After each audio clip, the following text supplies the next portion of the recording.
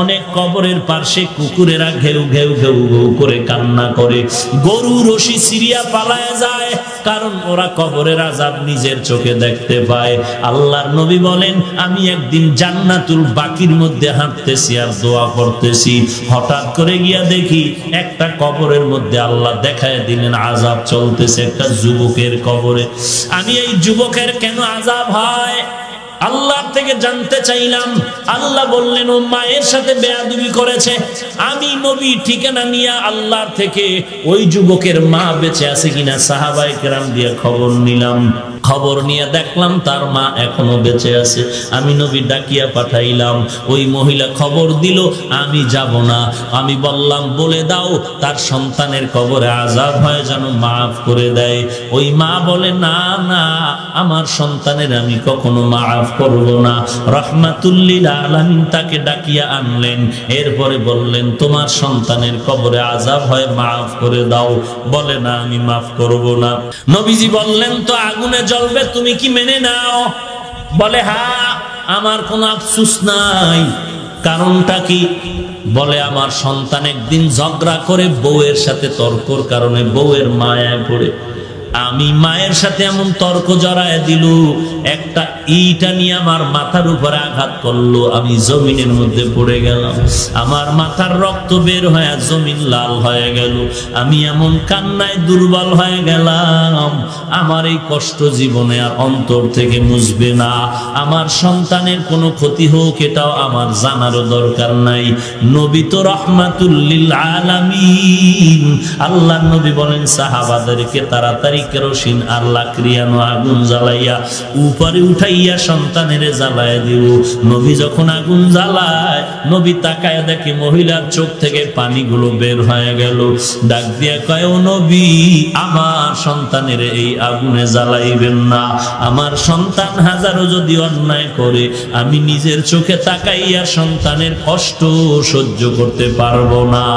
এর নবীর উম্মতের দল, আল্লাহর নবী বলেন, আল কবরু রাউযাতুম মির রিয়াজিল জান্নাহ আও হুফরাতুম মিন হুফারিন নার।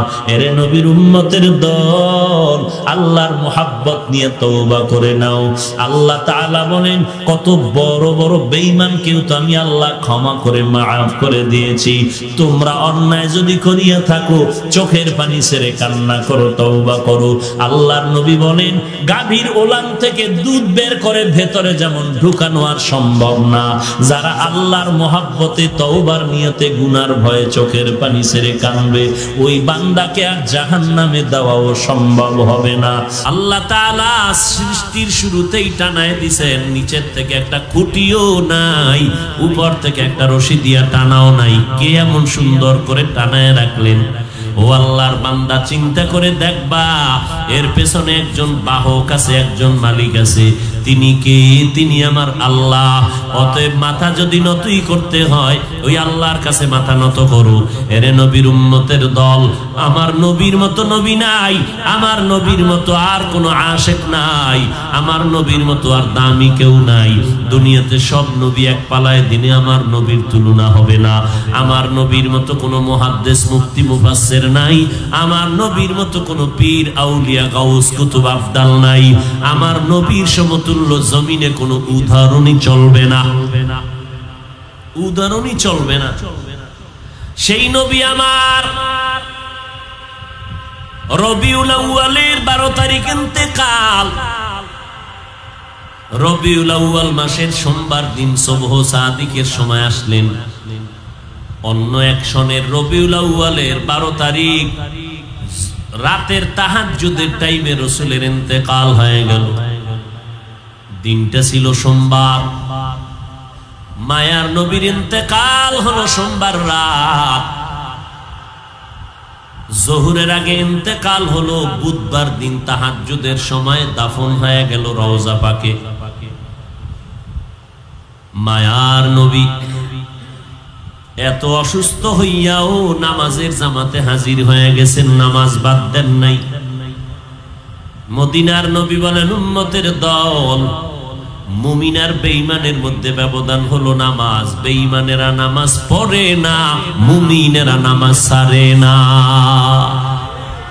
मकुन सुस्ती नमाज़े पंजगाना फवैलुल लिल मुसल्लीन अल्लज़ीना मोमिनारा इनमाज़े इमदादे दा इस्ताईनु आयते कुरआन बखा आयते कद अफलहारा यादकुन गौर कुंदर मानी आज दिल सादिकुन মদিনার নবী জানায় দেয় ও নবী উম্মতেরে বলে দেন আল্লাহ জানায় দেয় নবী আমি আপনাকে এত মহব্বত করি ঈসা নবী আমার পাগল মুসা নবী আমার আশিক ইব্রাহিম নবী আমি আল্লাহর আশিক অল টাইম আমি আল্লাহকে পাওয়ার জন্য কান্না করি আমি আল্লাহর সাথে মোলাকাতের জন্য মুসা নবী তুর পাহাড়ে দৌড়ায় ও নবী জানেননি সব নবীরা আমি আল্লাহর আশিক আর আমি আল্লাহ নিজে হলাম আপনি মুহাম্মদের আশিক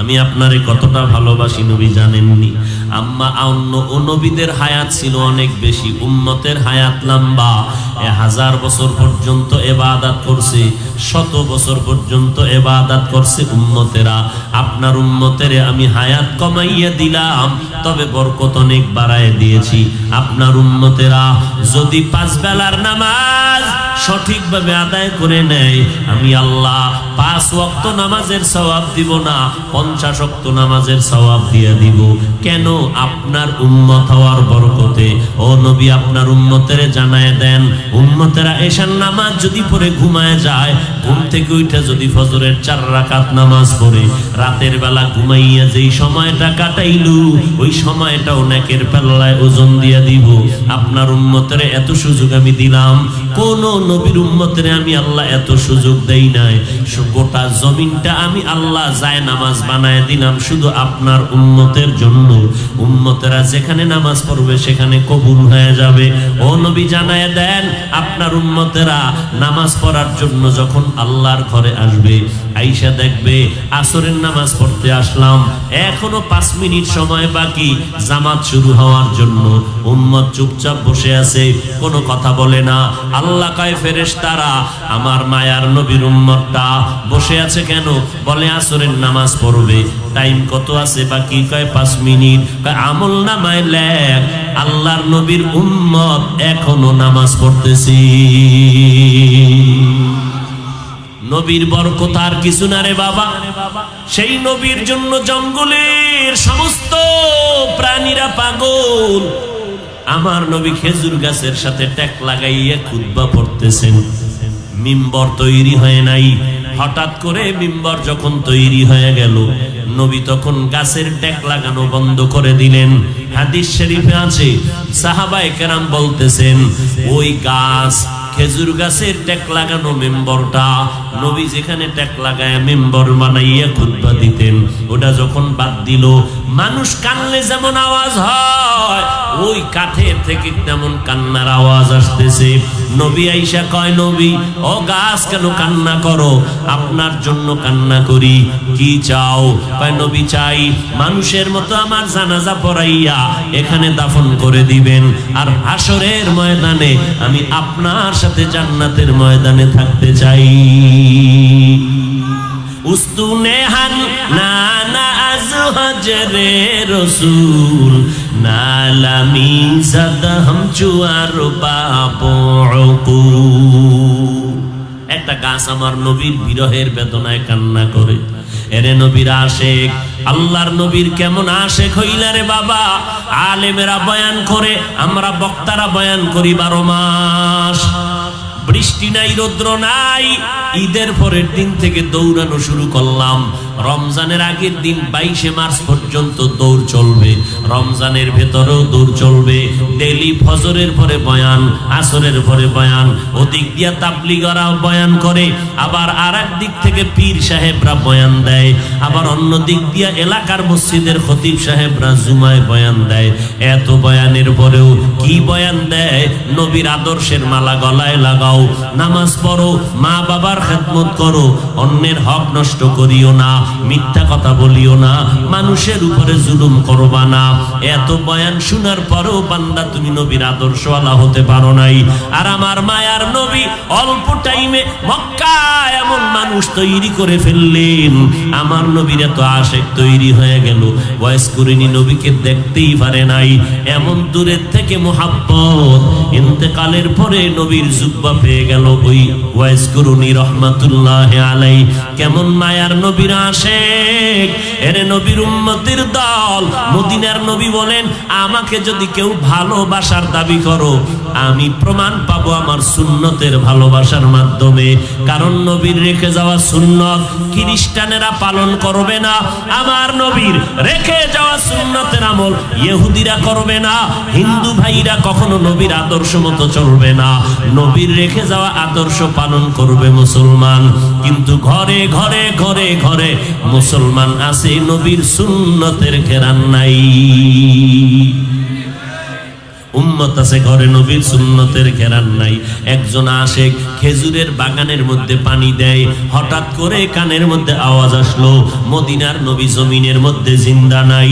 ওই আশেক পাত্র ফালাইয়া আসমানের দিকে তাকাই একটা চিৎকার দিয়া কয়, ও আসমানের মালিক, তুমি আমাকে অন্ধ বানাইয়া দাও, কারণ এই চক্ষু দুইটা আমি রিজার্ভ করে রেখেছিলাম, মদিনাওয়ালারে দেখবো আর কলিজারে ঠান্ডা করব।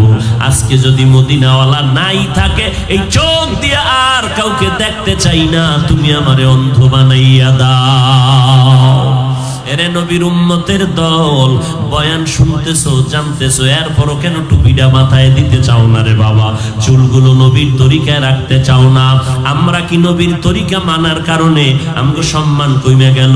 অনেকে ভাবতেছো নবীর তরিকা মতো চলতে গেলে, হুজুরদের কথায় যদি নবীর তরিকা মানি, আদর্শ মানি, তাহলে স্বাধীনতা থাকবে না। একটু চিন্তা করেন রে ভাইজান, আল্লাহ মানুষকে আকল দিছে, বিবেক দিছে, গরু ছাগলের আল্লাহ বিবেক বুদ্ধি দান করেন নাই।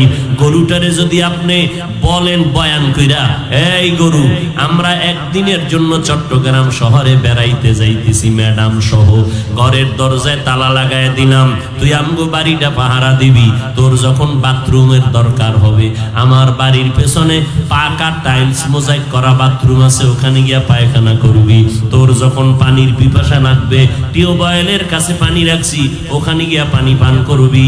গরুটারে আধা ঘন্টা বয়ান করলে শুনবেন? এই বুদ্ধি গরুরে আল্লাহ দেয় নাই। আল্লাহ তাআলা না দেখিয়া বুঝার মতো ক্ষমতা আল্লাহ মানুষকে দান করেছেন। ও আল্লাহর বান্দারা, ও কলিজার যুবকেরা, একটু মেধা খাটাইয়া চিন্তা করো। তোমরা আজকে নবীর তরিকা যারা জবাই করলা, দাবি করো নবীর মুহাব্বতের আশেক। আমরা যারা নবীর তরিকা মানলাম, আমি তো দেখতেছি বিন্দু থেকে বিন্দু আমাদের স্বাধীনতা নষ্ট হয় নাই। নজর করে দেখো রে যুবক, তোমরা নবীর তরিকা বাদ দিয়া যেমন 3 বেলা খানা খাও, আমরাও 3 বেলা খানা খাই, বরং আমরা ভালো খাই এবং পিওর খানা খাই, আমাদের খাওয়ায় ভেজাল নাই। এরপরও যদি কেউ ভেজাল দেয়, কোরআনের আয়াত পইরা খাই, ওই খানা আর ভেজাল থাকে না। এরে নবীর উম্মত, তাহলে বলো, তুমি নবীর তরিকা বাদ দিয়া ব্যবসা করো, স্বাধীনভাবে চাকরি করো। আমরা নবীর তরিকা ঠিক রাখিয়াও তো ব্যবসা করি, চাকরি করি। আমাদের লাইনে কি নবীর তরিকাওয়ালা ব্যবসায়ী নাই? অভাব নাই। ও বান্দা, তুমি নবীর তরিকা বাদ দিয়া আজকে তুমি চাকরি করো, ব্যবসা করো। আমরা নবীর তরিকা ঠিক রাখিয়া চাকরি করি, ব্যবসা করি। আর্মি চাকরি করে, আমার কাছে এসে দোয়া নিয়ে কয়, হুজুর দাড়িটা লম্বা করে দিলাম, 5 বেলার নামাজ পড়ি। স্যারে কয়, দাঁড়িয়ে তো লম্বা করা যাবে না। আর্মির অফিসারকে বললাম, স্যার চাকরিতে রাখবেন আলহামদুলিল্লাহ, না রাখবেন আলহামদুলিল্লাহ, কিন্তু নবীর তরিকারে জবাই করতে পারবো না। এরে নবীর আশেক, আপনারা নবীর তরিকা বাদ দিয়া বিয়া শাদী করলেন, সন্তান নিলেন। আমরা নবীর তরিকা ঠিক রাইখা বিয়া শাদী করে সন্তান নিলাম। আপনারা নবীর তরিকা বাদ দিয়া দেশ বিদেশ স্বাধীনভাবে সফর করেন, মন চাইলে কক্সবাজার দৌড়ান, মন চাইলে দেশ বিদেশ দৌড়ান। আমরা নবীর তরিকা ঠিক রাখিয়াও তো স্বাধীনভাবে কক্সবাজার যাই। আমাদের লাইনের মানুষগুলো তো দেশ বিদেশ সফর করে। একজনে পারলে বুঝে থাকলে সাহস নিয়ে বলেন, আমাদের নবীর তরিকাওয়ালাদের থেকে কত পয়েন্ট আপনারা সম্মানে আছেন? নাই নাই নাই, বরং কসম এই জমিনের মধ্যে আলহামদুলিল্লাহ নবীর তরিকাওয়ালারাই সর্বোচ্চ সম্মানে আছে এবং শান্তিতে আছে। চেয়ারম্যান সাহেব দেখা হলে কয় সালাম হুজুর দোয়া চাই, এমপি সাহেব দেখা হলে কয় সালাম হুজুর দোয়া চাই, মন্ত্রী মহোদয় দেখা হলে কয় সালাম হুজুর দোয়া চাই। এরে বাবা, টাকা দিয়ে তো দোয়া পাওয়া যায় না, এর থেকে আর বড় সম্মান কি চাও রে মুসলমান? নবীর তরিকা মানার কারণে আমার চাকরিও যায় নাই, লেখাপড়াও বন্ধ হয় নাই। কত ডাক্তার, ইঞ্জিনিয়ার, প্রফেসর, সাংবাদিক, উকিল, ব্যারিস্টার, 5 বেলার নামাজি অভাব নাই। তোমার মতো বান্দা জীবনে মাদ্রাসায় পড়ে নাই, ইংরেজি লাইনে পড়লো, সাধারণ লাইনে পড়িয়া 5 বেলার নামাজি, র্যাব, আর্মি, পুলিশ, বিডিআর এর চাকরি করে অভাব নাই। রাস্তায় গাড়ি চালায় 5 বেলার নামাজি অভাব নাই। তোমার আমার মতো বান্দা চট্টগ্রাম শহরে কোটি টাকার মালিক, ব্যবসা করে, কিন্তু 1 বেলার নামাজও বাদ দেয় না। নিজের অন্তরকে জিজ্ঞাসা করো, বাবা তুমি কেন পারলা না রে বাবা? আল্লাহর কোরআনটা কি মিথ্যা মনে করেছো? নবীর কথাগুলো কি মিথ্যা মনে করেছো? আমার নবী কেমন মায়ার নবী, 63 বছর জীবনে একটা ভুলেও মিথ্যা কথা নবী কখনো বলেন নাই। কেমন মায়ার নবী, একজন নেতার নাম পারলে দাঁড়াইয়া বল, যেই নেতায় জীবনে মিথ্যা কথা বলে নাই, বরং মিনিটে মিনিটে মোবাইলটা কানে লাগাইয়া মিথ্যার চর্চা করো, আর ঘরে থাইকাও কয় আমি জমিনের মধ্যেই নাই। وما أرسلناك إلا رحمة للعالمين। আমি আমার নবী বন্ধু, আল্লাহ বলেন ওয়ামা আরসালনাকা, হে নবী আমি আপনাকে প্রেরণ করি নাই, ইল্লা, হ্যাঁ করেছি, রাহমাতাল লিল আলামিন, গোটা জগৎ সমূহের জন্য রহমত করে। জগৎ সমূহ বোঝা গেল, জগৎ অনেক, রুহের একটা জগৎ, মায়ের গর্ভের একটা জগৎ, দুনিয়ার একটা জগৎ, কবর একটা জগৎ, হাসরের ময়দান একটা জগৎ, জান্নাত ও জাহান্নামের ভেতরের একটা জগৎ। সব জগতের জন্য আল্লাহ বলেন আমি নবীকে রহমত করে পাঠাইলাম। আমার নবী রুহের জগতেও রহমত। আল্লাহ যখন বলেছিলেন সব রুহদেরকে জমা করে এক জায়গায়, সব আত্মা এক জায়গায়, আমরা সবাই ছিলাম। আল্লাহ বলছিলেন আলাস্তু বিরব্বিকুম, আমি কি তোমাদের রব না? কোন আত্মার কোনো জবাব নাই। সর্বপ্রথম আপনার আমার নবীর আত্মা থেকে জবাব আসলো বালা, হ্যাঁ আল্লাহ আপনি আমাদের রব। নবীর আত্মার জবাবের পরে অন্য অন্য আত্মা, মুমিনের আত্মাগুলো বলল বালা, হ্যাঁ আপনি আমাদের রব। নমরুদ, ফেরাউন, কারুন, সাদ্দাত, বেঈমান যারা ছিল এরাও বলেছে বালা আপনি আমাদের রব। আল্লাহ কয় তুই জানি, আমি আল্লাহ জানি তোরা আমার রব যে বলছে এটা অন্তর থেকে না, এটা তোর বাস্তবে আসবে না, তুই দুনিয়াতে গিয়ে আমার বিরোধিতা করবি। অতএব এখন এই অ্যানসারের উপরে তোর কোনো নাম্বার নাই, জমিনের মধ্যে গিয়া পরীক্ষা দিয়া নাম্বার উঠা। পরীক্ষার হলে বয়া নিজে অনুভব করতে পারবি কত নাম্বার পাওয়ার যোগ্য। এজন্য আল্লাহ তাআলা জমিনের মধ্যে পরীক্ষা দেওয়ার জন্য পাঠাইলেন। পরীক্ষা দেওয়ার জন্য লেখাপড়া লাগে, ওস্তাদ লাগে, ছাত্র লাগে, শিক্ষক আমার আল্লাহ রুহের জগতে, ছাত্র আমরা সব আত্মা। সবক আল্লাহ দিছেন, আমরা সবকের জবাব দিছি। ও শিক্ষক সবক দেয়, ক্লাসের মধ্যে পড়া দেয়, ছাত্ররা আবার পড়া শিক্ষকের দেয়। এতটুকু যথেষ্ট না, ছাত্র শিক্ষকের সম্পর্ক ফাইনাল হবে পরীক্ষার মাধ্যমে। আমরা মাদ্রাসায় লেখাপড়া করি, শিক্ষক আমাদের সবক দেয়, আমরা আবার পরের দিন সবক শুনাই। এরপরও কেন পরীক্ষা? কারণ শিক্ষক জানে আমি কোন লেভেলের ছাত্র, আমার নাম্বার কত, মেধা কেমন। এরপরও কেন পরীক্ষা নেয়? কয় ওস্তাদ জানার জন্য না, ছাত্র জানো পরীক্ষা দিয়ে নিজেরটাই নিজে জানতে পারে কত নাম্বার পেয়ে পাশ করবে না ফেল করবে। আল্লাহ জানেন আমরা কত নাম্বার পাওয়ার যোগ্য, মেধা কেমন। জানার পরেও কেন আল্লাহ পরীক্ষায় পাঠাইলেন? আল্লাহ কয় আমি আল্লাহ জানার জন্য না, বান্দা তোদেরকে জানানোর জন্য, মরার আগেই যেন জানতে পারো তুই জান্নাতি নাকি তুই জাহান্নামী। তোর আমলের দ্বারা যেন তুই জেনে নিতে পারো তুমি জান্নাতি না জাহান্নামী। অনেকে বলে কে জান্নাতি কে জাহান্নামী, এটা আল্লাহ জানে। কেন? আল্লাহ কোরআনে বলে দিছেন না কে জান্নাতি জাহান্নামী? তো কোরআন পড়লে তো আমরাই বলতে পারি এই লোকটা জান্নাতের যাত্রী, এই লোকটা জাহান্নামের যাত্রী। আল্লাহ কোরআনে বলেন ইন্নাল আবরারা লাফি নাঈম ওয়া ইন্নাল ফুজ্জারা লাফি জাহিম। নেক আমল যারা করবে তারা জান্নাতের পথিক, যারা গুনাহ করবে তারা জাহান্নামের পথিক। এবার নেক কোনটা গুনাহ কোনটা কয়? হুজুরের ফতুয়া জিগানোর আগে নিজের মন অন্তর মুফতিরে জিগাও। মন মুফতি, তোমার অন্তর হলো বড় মুফতি। ইস্তাফতা কলবাক, তোমার আত্মা হলো বড় মুফতি সাহেব।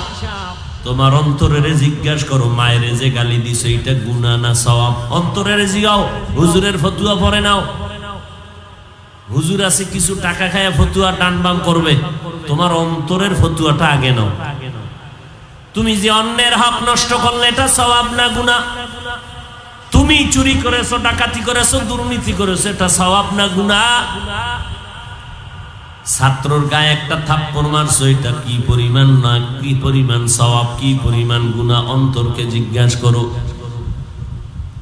ও বান্দা তুমি নামাজ পড়ো না, তোমার অন্তরকে আগে জিজ্ঞাসা করো এটা ভালো করছো না খারাপ। মানুষের উপরে জুলুম করতেছো, অন্যায়ভাবে মানুষের হক নষ্ট করো, নিজের অন্তরের মুফতিটারে জিজ্ঞাসা করো এটা ভালো করলা না খারাপ করেছো। ও আল্লাহর বান্দা নিজের অন্তর থেকে জবাব নেও। নেওয়ার পরে একটা অ্যানসার আসবে, তোমার মধ্যে অ্যানসার দিয়ে দিবে তুমি এটা অন্যায় করেছো। যারা মিথ্যা বলে ঘন্টায় ঘন্টায় হাজার হাজার মিথ্যা বলে, সেও জানে মিথ্যা মহাপাপ। যারা বেপরদায় চলে তারাও জানে বেপরদায় চলা মহাপাপ। সব পাপ গুলো মোচন করে গোটা জমিনটাকে আল্লাহর নবী সুন্দর করার জন্য রহমত হয়ে জমিনে আসলেন। রুহের জগতে আমার নবী রহমত, মায়ের গর্ভে আল্লাহর নবী আমাদের জন্য রহমত, জমিনের মধ্যে আমার নবী রহমত। নারীদের জন্য নবী আলাদা করে রহমত, পুরুষের জন্য নবী আলাদা রহমত, বেঈমানের জন্য আমার নবী রহমত, মুমিনের জন্য রহমত। আমার নবী আসমানের জন্য রহমত, জমিনের জন্য রহমত। আমার নবী জঙ্গলের প্রাণীদের জন্য রহমত, সমুদ্রের মাছের জন্য রহমত, উড়ন্ত পাখির জন্য রহমত, গর্তের পিপিলিকার জন্য রহমত। পিপিলিকায় নবীর আশেক, গর্তের সাপ আমার নবীর আশেক, জঙ্গলের প্রাণী নবীর আশেক। কিন্তু কপাল পরা মুসলমান আমরা সেই নবীর আজও পর্যন্ত চিনতে পারলাম না। যদি চিনতাম তাহলে আমার নবীর আদর্শ নিয়ে চলতাম, যদি নবীর মোহাব্বত নিয়ে চলতাম, বেঈমানের পা চাটা গোলাম হইয়া চুল কেটে ইন্দুর আর বান্দরের সাইজ ধরতাম না। तुको जाओ सुन्नते अहमद को जाबा मोहम्मद कैबुअत निस्बत तोरा मन अहब्बा सुन्नती कौले रसूल मजदाए का नाम हम कुन कबूल। সহজ মনে করেন দুনিয়াটা না? মানুষ যদি খানা না খায় কথা বলতে পারে না। মাওলা পাকের রহমতের উপরে চলতেছি। না হয় একটা মানুষ ডাক্তার বলে 6 ঘন্টা না ঘুমাইলে তার শরীর ঠিক হয় না।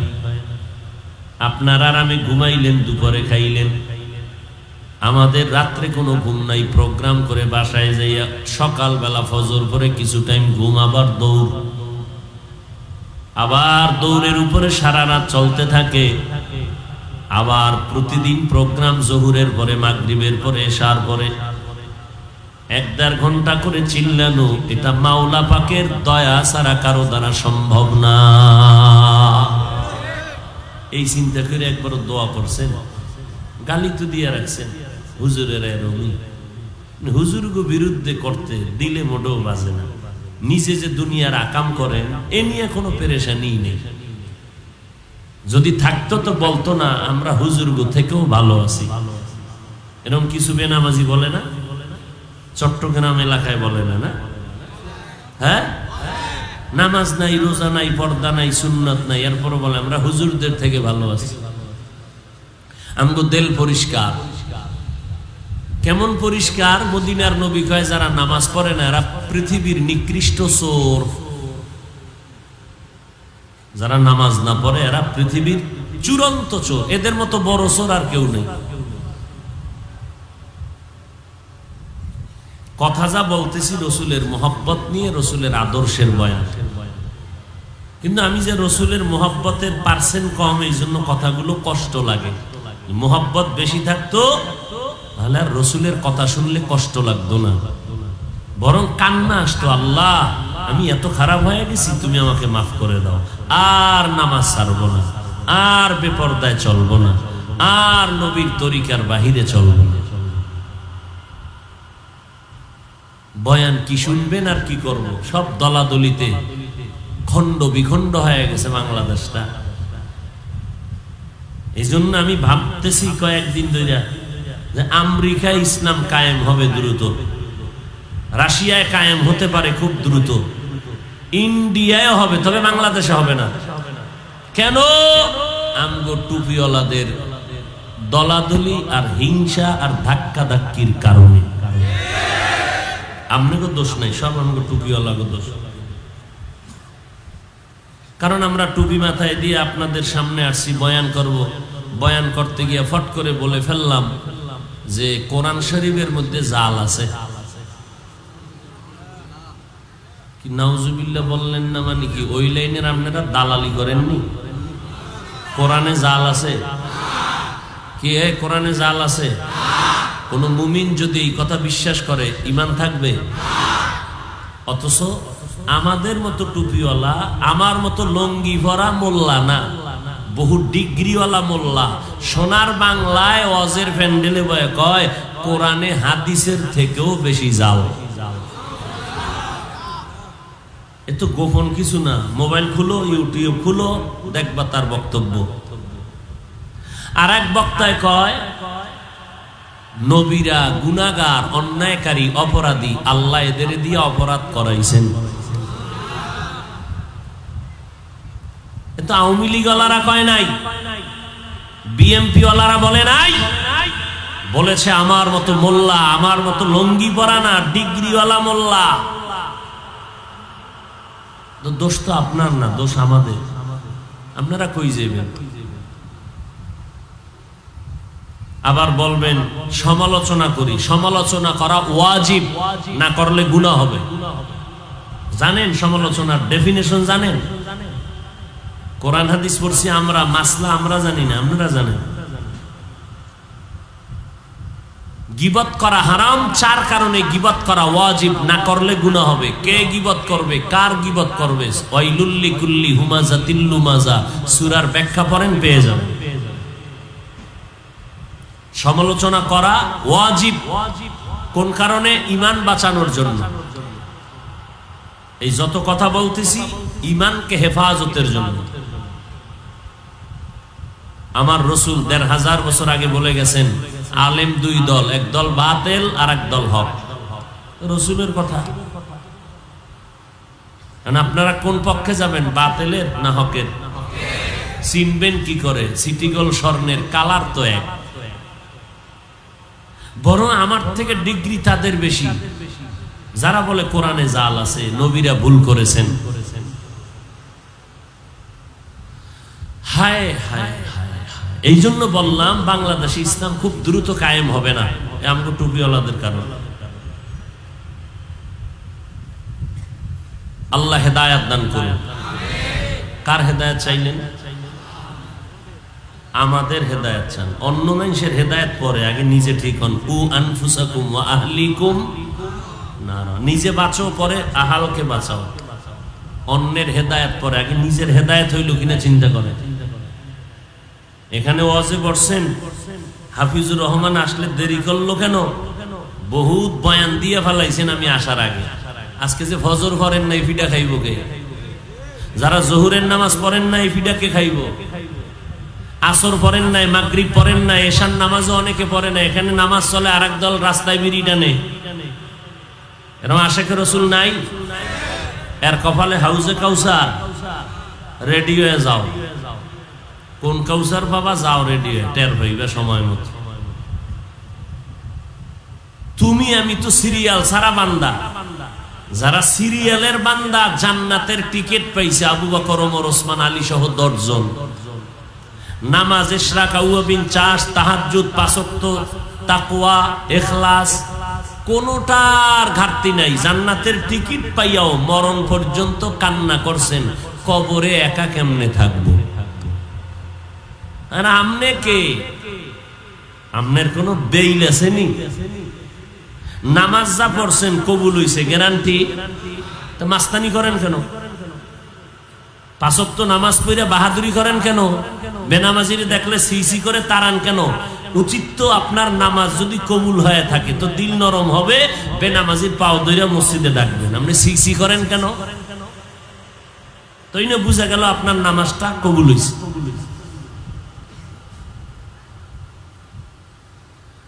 হায় হায়, মিডা ওয়াজ শুনবেন, খালি মিডা ওয়াজ, মিষ্টি ওয়াজ। ওয়াজের পরে মিষ্টি, ওয়াজের আগে মিষ্টি, ওয়াজের ভিতরে মিষ্টি। কোন কড়া ওয়াজ শুনতে চায় না উম্মতেরা। কেন?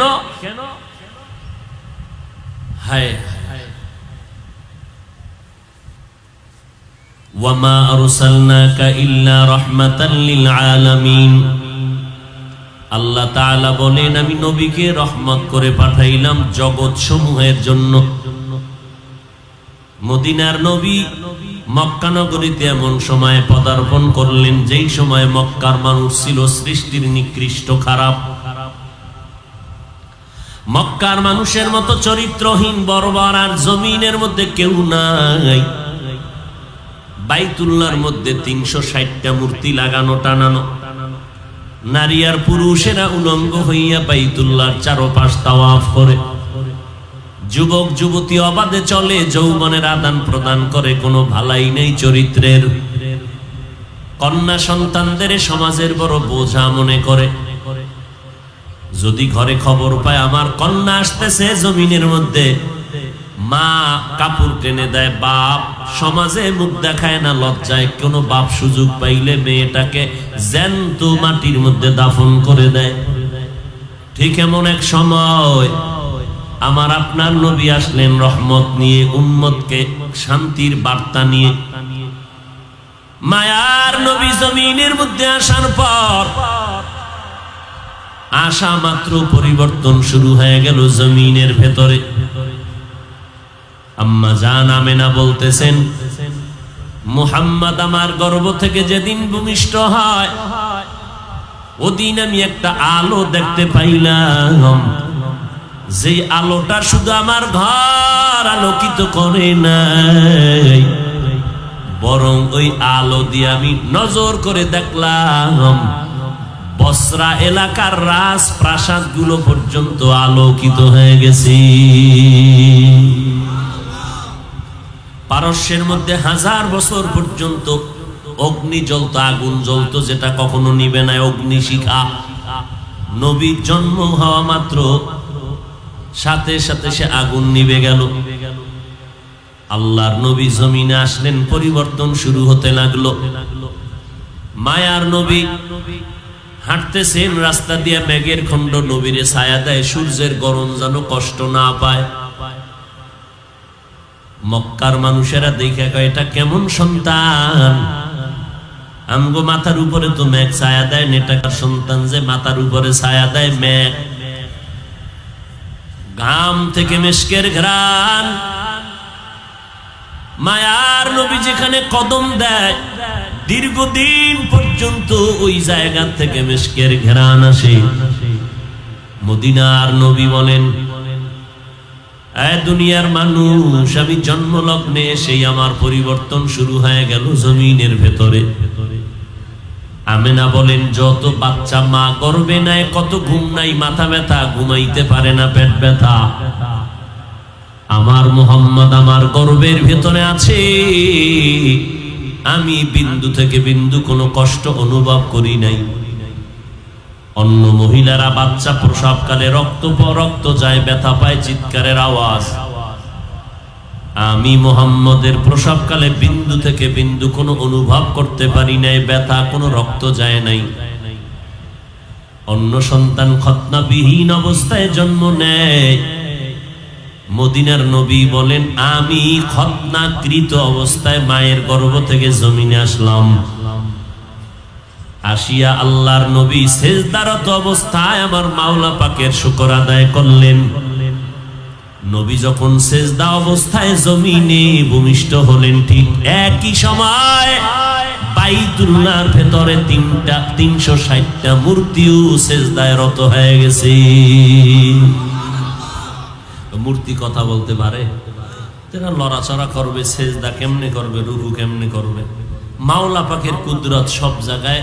মেধা খাটান যায় না, খাটাইলে মেধা হ্যাং হয়ে যায়।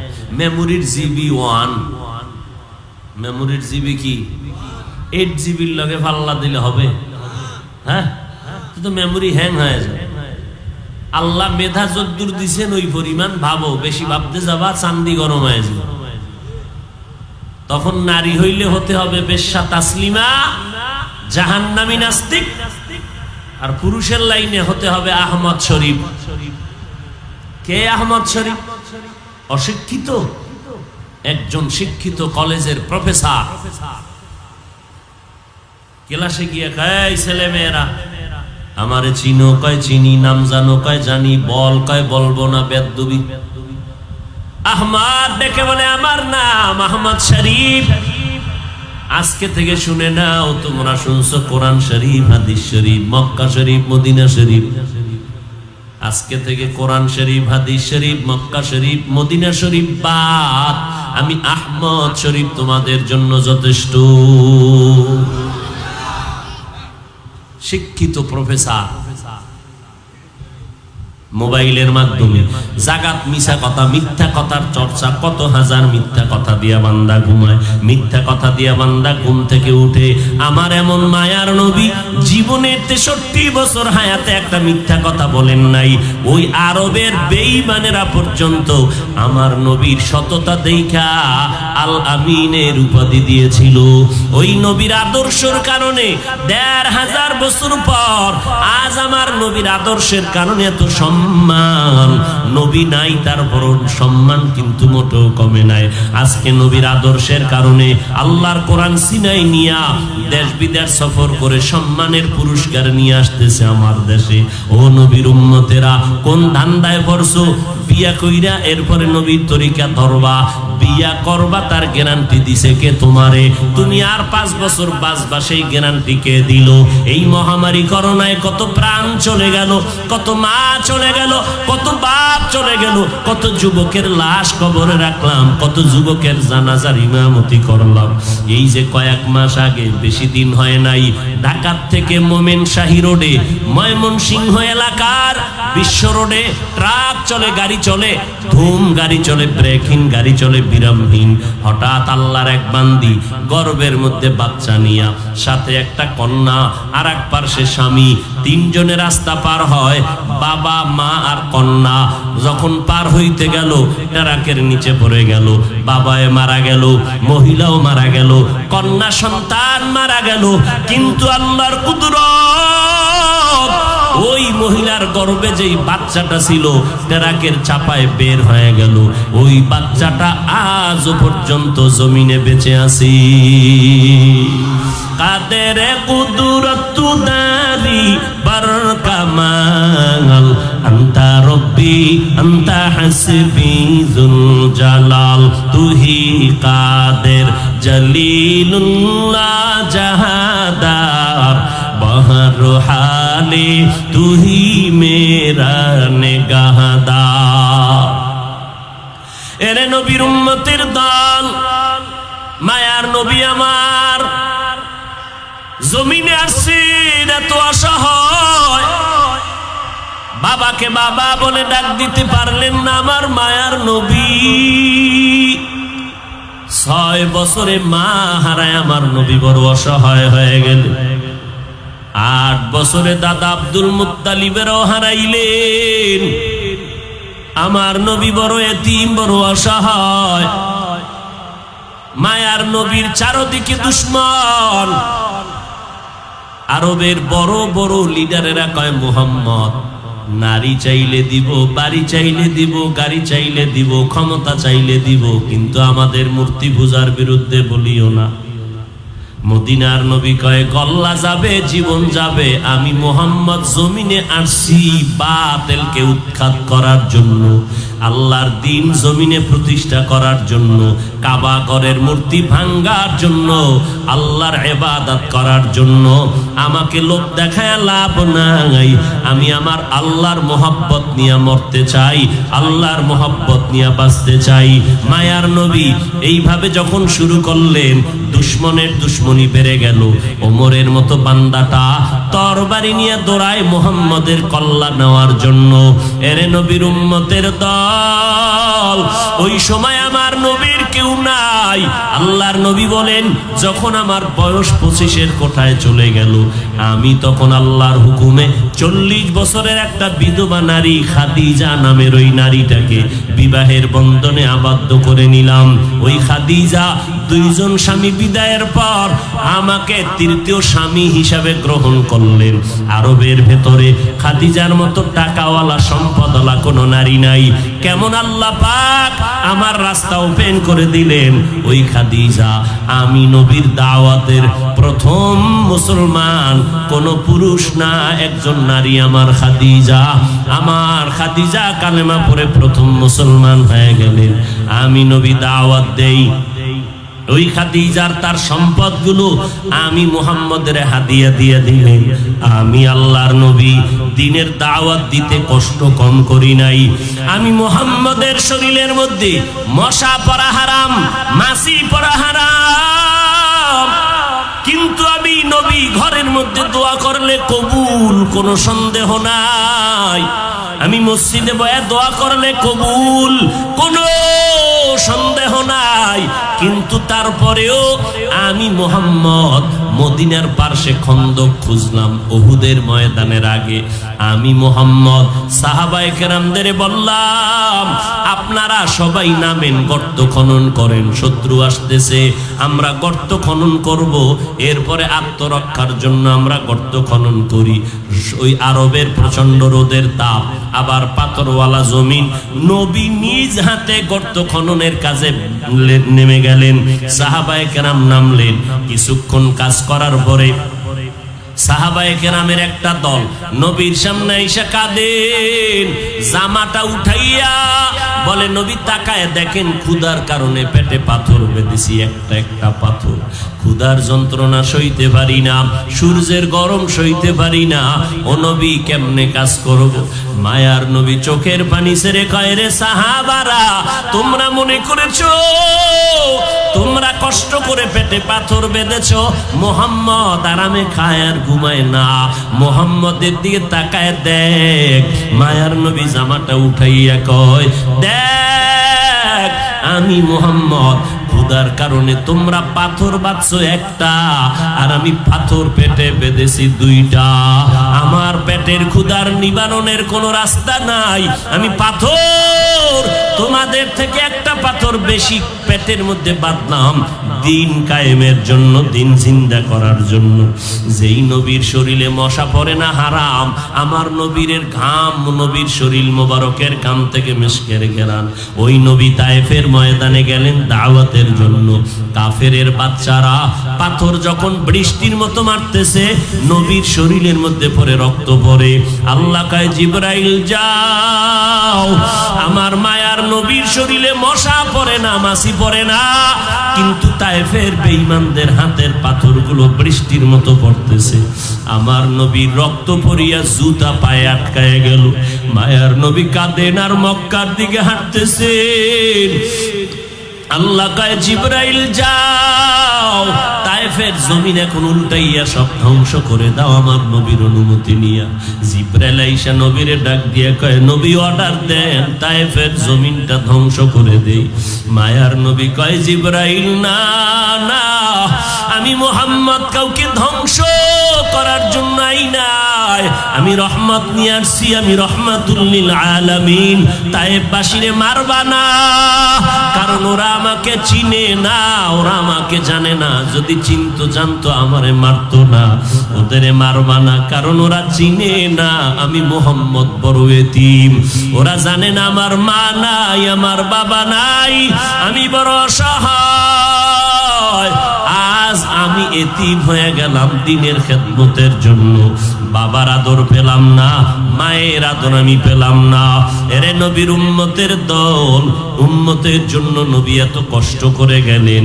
ওই নবীর রেখে যাওয়া সুন্নত আজ তোমার সামনে বিলীন হয়ে যায়। বেঈমানেরা নবীর সুন্নতের জবাই করলে আমরা নবীর আশেক মুসলমানেরা প্রতিবাদ জানাবো। কিন্তু আজকে আমি মুসলমান দাবি করলাম, নামাজটা ঠিক মতো পড়ি না, আল্লাহর কোরআন পড়ি না, নবীর সুন্নত অনুযায়ী চলি না। ওই অন্ধকার কবরে যেদিন যাইবা, আজকে আমি বক্তা, আপনারা শ্রোতা, আপনি ডাক্তার, আমি রোগী, আমি ইমাম, আপনি মুক্তাদি। যতই বাহাদুরি করেন, আমি গরিব, আপনি আজকে কোটিপতি, কিছুই না। যেদিন সাদা কাফনে ঢুকবা, সেই দিন কে ধনী কে গরিব কোনো ভেদাভেদ থাকবে না। গেঞ্জিটা বেলেট দিয়া কেটে কেটে রেখে দিবে, সাদা তিনটা কাফন আমাকেও পরাবে, আপনাকেও যেদিন পরাবে। ওই বাঁশবাগানে যখন নিয়ে রাখবে কবরের মধ্যে, আল্লাহর নবী বলেন ওখানে আর কোনো প্রশ্ন নাই তুমি কয় টাকার মালিক, তুমি কি পরিমাণ শিক্ষিত, তুমি পীর না মুরিদ, তুমি আলেম না মূর্খ, জানার দরকার নাই। তিনটা প্রশ্নের জবাব দাও, রবের পরিচয় দাও, ধর্মের পরিচয় দাও, রহমাতুল লিল আলামিনের পরিচয় দাও। ওই অন্ধকার কবরে তিনটা প্রশ্নের জবাব যারা দিবে তারা জান্নাতি হয়ে যাবে। যারা জবাব দিতে পারবে না তাদের কবর হবে জাহান্নামের টুকরা। কারা জবাব দিতে পারবে না? দুনিয়াতে যারা রবের গোলামি করবে না, ইসলাম মানবে না, নবীর সুন্নত মানবে না, এরা কবরে গিয়া ওই প্রশ্নের জবাব দিতে পারবে না। ও নবীর উম্মতের দল, মদিনার নবী বলেন জবাব যখন দিতে পারবে না, আল্লাহ পাক কুদরতের আওয়াজ দিয়া রাগান্বিত হয়ে বলবে, ও ফেরেশতা, এই নাফরমানের আমি আল্লাহ দুনিয়াতে কম সুযোগ দেই নাই। আমার দেওয়া সূর্যের আলো, চাঁদের আলো, আমার দেওয়া পানি বাতাস ভোগ করলো, জমিনের ফসল, গাছের ফল, নদীর মাছ খাইয়া এত বড় নিমক হারাম একবারও আলহামদুলিল্লাহ বলে নাই। ওলামায়ে কেরামরা পায়ে ধরে ধরে নামাজের দাওয়াত দিত, নামাজ পড়ে নাই। এখন আর দেরি করিও না, কবরে জাহান্নামের বিছানাটা দাও, জাহান্নামের সাথে রাস্তা বানাও। ও কবরের মাটি, এই নাফরমান গুনাহগারকে দুই পার্শ্ব থেকে জোরে জোরে চাপ দাও। ও নবীর উম্মতেরা, আমরা কেমন একজন মায়ার নবী পাইলাম, যেই নবীর কোনো তুলনা নাই। বেঈমানেরা পর্যন্ত আমার নবীর সামনে বেয়াদবি করার কোনো সাহস নাই। আমার এমন নবী, নখ কেমনে কাটবা সেখানেও নবী আদর্শ শিখায় গেলেন, মাথার চুলগুলো কেমনে রাখবা সেখানেও নবী আদর্শ শিখায় গেলেন, জুতা দুইটা পায়ে কেমনে পরবা সেখানেও নবী আদর্শ শিখায় গেলেন। ও নবীর আশেকের দলেরা, ওই নবীর সুন্নতের আমল যদি আমরা না করি, জমিনের মধ্যে আর কোনো বিধর্মীরা করবে না। সুযোগ আছে, একটাই সুযোগ আছে, তওবা করে নাও, মরণের আগে তওবা করে নাও, কারণ কখন মরণ হবে জানা নাই। এমন কোনো দিন নেই যে মরণ দাফনের খবর পাওয়া যায় না, যুবকের লাশ আর লাশ। অতএব এখনো সময় আছে, তওবা করে নাও, আল্লাহর কাছে অন্তর দিয়া বলো, হে মালিক আমার মতো গুনাহগার কেউ নাই, নবীর সুন্নতের জবাই করলাম জীবন ভর, নামাজ পড়ি না, রোজা রাখি না, ও আল্লাহ আজকে থেকে তওবার নিয়ত করলাম, এই রবিউল আউয়ালে তওবার নিয়ত করলাম, আমার নবী যে আদর্শ রেখে গেলেন ওই সুন্নতের আদর্শ আর ছাড়বো না, না দোয়া নিয়ে চলবো, বেয়াদবি করব না, উলামায়ে কেরামের পরামর্শ নিয়ে চলবো, বেয়াদবি করব না, দেশের বিরুদ্ধে জাতির বিরুদ্ধে কোনো ষড়যন্ত্র করব না। আল্লাহর কাছে অন্তরকে নরম করে বলি, হে মালিক চেষ্টা করি, নিয়ত করলাম তওবার, শয়তানের ধোকায় পড়ে পারি না রে আল্লাহ, আপনি তৌফিক দান করেন, মরণ পর্যন্ত যেন তওবার উপরে সুন্নত নিয়ে চলতে পারি, বলেন আমিন। আলহামদুলিল্লাহি রাব্বিল আলামিন, ওয়াসসালাতু ওয়াসসালামু আলা সাইয়্যিদিল আমবিয়াই ওয়াল মুরসালিন ওয়া আলা আলিহি ওয়া আসহাবিহি আজমাইন। ইয়া আরহামার রাহিমিন, ইয়া আরহামার রাহিমিন, ইয়া আরহামার রাহিমিন, রব্বিরহামহুমা কামা রব্বায়ানি সগীরা। ও দয়ার মালিক, গুনাহ বোঝা মাথায় নিয়ে বেহেশতের বাগানের মধ্যে হাত তুলেছি রে আল্লাহ। কত উলামায়ে কেরাম, মুরব্বী, হাজী সাহেব, কত ব্যবসায়ী, চাকরিজীবী, কত যুবক ছাত্র ভাই, পর্দার আড়ালে কত মা বোনেরা হাত তুলেছেন।